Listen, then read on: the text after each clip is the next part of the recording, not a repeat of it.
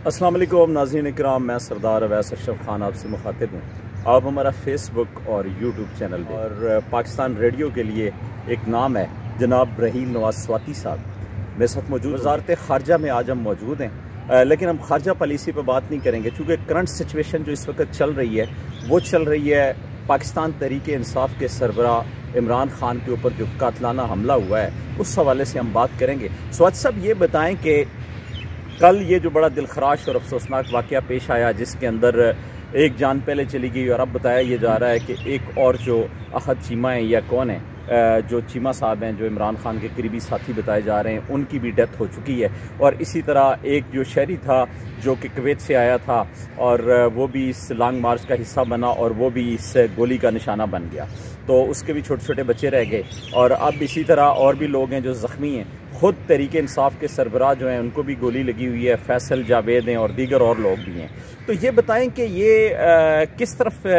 जो सिचुएशन है वो जा रही है और बेसिकली इस वाक़या के ऊपर थोड़ी सी रोशनी डाली है। जी स्वाति साहब। पहले तो बहुत शुक्रिया, आपने मुझे मौका दिया। और बात असल में ये है कि जो कल का वाक़या है इंतहाई अफसोसनाक है, उसकी जितनी भी मजम्मत की जाए वो कम है। और उसमें बात यह है कि इमरान खान उनकी सियासत से, उनकी पॉलिसी से किसी को भी इख्तलाफ हो सकता है और सियासतदानों के साथ ये होता है, ये आम बात है। लेकिन इस किस्म का वाक़या होना ये बहुत तकलीफ देह बात है। वो एक ऐसी शख्सियत हैं कि उनके करोड़ों चाहने वाले हैं और उनकी बात के अलावा वो कोई बात सुनना पसंद नहीं करते, ये उनकी शख्सियत का ख़ासा है। फिर एक और बात यह है कि जिस अंदाज में भले किसी को उससे इख्तलाफ हो, वो जिस तरह से बयानियाँ बनाते हैं, मैं समझता हूँ सियासत में उस तरह से बयानियाँ बहुत कम लोग बना पाते हैं। और उन्होंने बहुत ही सीनियर सियासतदानों को बहुत टफ टाइम दिया है। मैंने पहले कहा कि उनकी सियासत से किसी को भी इख्तलाफ हो सकता है, लेकिन हम इसको किसी तौर पे नज़रअंदाज नहीं कर सकते। उनकी पॉपुलैरिटी में इजाफा हुआ है और अब भी आज वो एक मकबूल तरीन लीडर हैं पाकिस्तान की सियासी।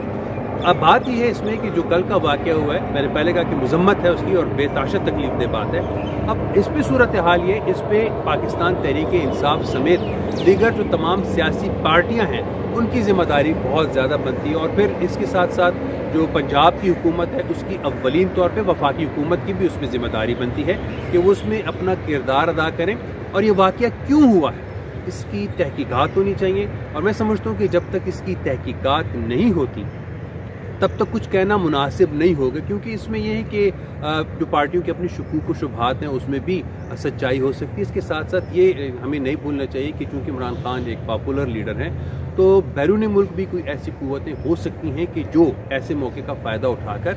उन पर हमला करके वो पाकिस्तान के जो दाखिली जो इत्तफाक व इत्तेहाद है इसको इंतशार में बदलने की वो साजिश कर सकते हैं। लिहाजा बहुत से पहलू हैं और इस पर एक जामे तहकीकात होनी चाहिए और उस तहकीकात के बाद इस पर बात होनी चाहिए। और जो भी इसमें मुलव्विस है उसको कैफिर किरदार तक पहुंचाना चाहिए, उसको छोड़ना नहीं चाहिए। बहरकैफ इसमें मामला इस वक्त सियासी बलूगत का है और ज़िम्मेदारी का इसमें तयन भी करना है और हमें ज़िम्मेदारी का इसमें एहसास भी होना चाहिए। अच्छा सर, एक बात ये बताएं कि चूँकि जो बंदा कातिल है जो सामने अभी जो फ्रेम में नज़र आ रहा है और जिसको पेश किया जा रहा है और जिसके वीडियो बयानात भी सोशल मीडिया के ऊपर गर्दिश कर रहे हैं और पंजाब पुलिस जो है वो थानों से उसकी वीडियो भी रिलीज़ कर रही है, आप क्या समझते हैं? दो चीज़ें हैं। एक तो ये बताएं कि क्या जो बंदा उन्होंने गिरफ़्तार किया है और जिससे वीडियो बयानात दिलवाए जा रहे हैं क्या वाकई वही बंदा है जिसने इमरान खान के ऊपर फायरिंग की है या कोई और भी अनासर हो सकते हैं? एक बात तो ये, जैसे आपने गैर मुल्की की बात की और मुल्क के अंदर भी ऐसा इंतशार है।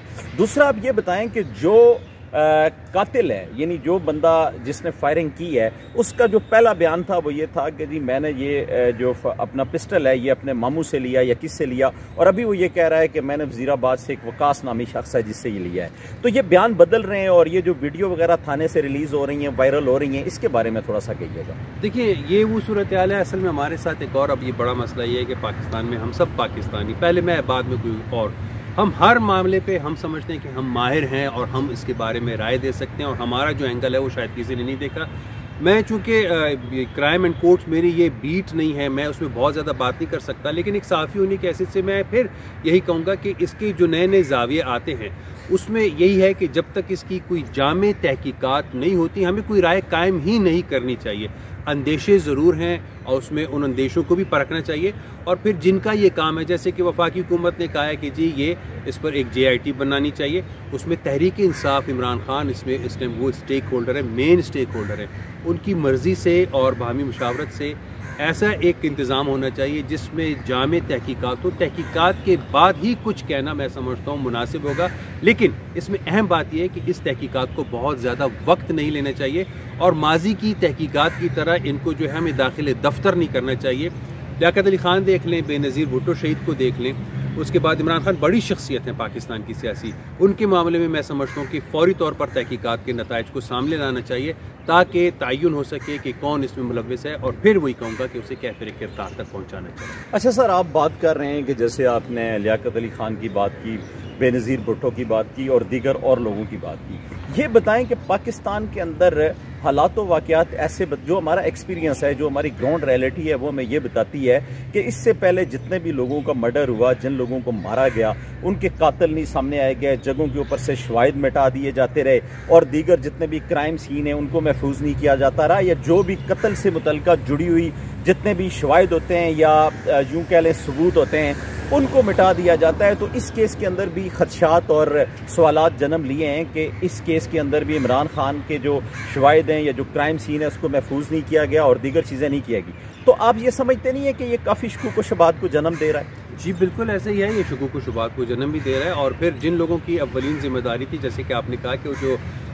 ٹرک تھا اس کو اسی وقت وہاں سے ہٹا دیا گیا، اور کرائم سین سے اس کو نہیں ہٹانا چاہیے تھا جب تک کہ جامع طور پر اس کی تحقیقات نہ ہوتی، مختلف حوالوں سے، مختلف زاویوں سے اس کی جانچ پڑتال نہ کی جاتی، دیکھ پرکھ نہ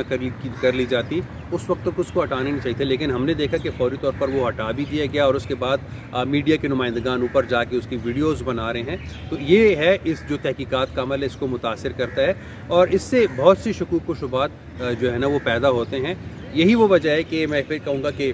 جو لوگ اس کے ماہر ہیں، ماہرین پر مشتمل ایک ایسی کمیٹی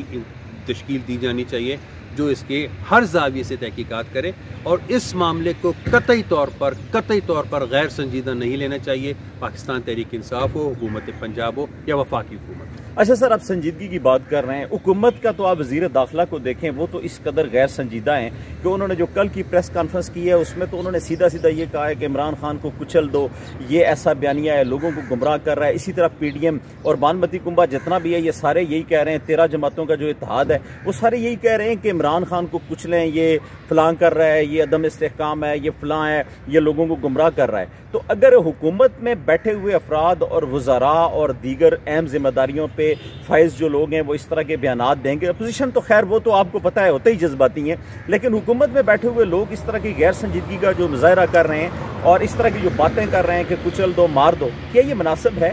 دیکھیے، کوئی بھی شخص ہو، حکومت کی جانب سے، اپوزیشن کی جانب سے ہو، جب وہ بات کرے تو اس کو غیر ذمہ دارانہ بات نہیں کرنی چاہیے، اور ایسی بات تو قطعی نہیں کرنی چاہیے کہ جس سے عوام میں اشتعال پیدا ہو، وہ کوئی بھی ہو. اور اس میں دو پہلو ہیں، ایک تو یہ جو پاکستان تحریک انصاف ہے وہ وفاق پہ تو یقیناً اپوزیشن ہے، لیکن جس صوبے میں جس جگہ پر ان پر حملہ ہوئے وہاں پر وہ اپوزیشن نہیں، وہاں پر وہ حکومت ہے، وہاں پر انہی کی عملداری ہے، اور پاکستان تحریک انصاف کی حکومت ہے پنجاب میں، لہٰذا وہاں پر ان کو ہم اپوزیشن نہیں کہہ سکتے، وہاں پر وہ حکومت ہیں. البتہ وہ جو احتجاج کر رہے ہیں، جو کاز لے کر چل رہے ہیں اپنی سیاسی پالیسی کے تحت، یقینی طور پر اس کی آزادی ہے ان کو احتجاج کرنے کی، وہ کریں، لیکن اس جگہ پر وہ حکومت نہیں ہے، وہاں پر وہ اپوزیشن ہے. ذمہ داری کا مظاہرہ وفاقی حکومت کو بھی کرنا ہے، اور جو پنجاب کی حکومت ہے، میں سمجھتا ہوں اس میں وفاق سے زیادہ ذمہ داری پنجاب حکومت کی ہے، چودھری پرویز الہی کی ہے کہ وہ ایسا انتظام کریں کہ یہ جو آپس کی جو رنجشیں ہیں یہ بھی دور ہوں، اور شکوک و شبہات کے بجائے صاف اور واضح طور پر